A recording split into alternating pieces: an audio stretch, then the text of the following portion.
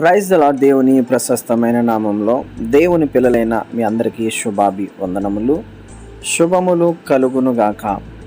నీతో దేవుని మాట, నాకు మొర్రపెట్టుము, నేను నీకు ఉత్తరమిచ్చేదను. ఇర్మియా రాసిన గ్రంథము 33వ అధ్యాయం 3వ వచన భాగం.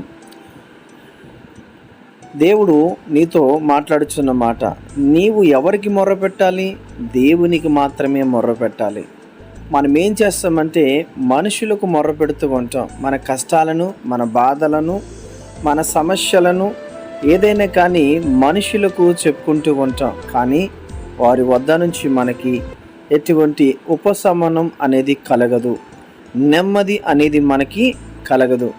కానీ నీవు దేవునికి మొర్రపెట్టినట్లయితే దేవుడు నీ ప్రార్థనకు జవాబు ఇవ్వబోతున్నాడు.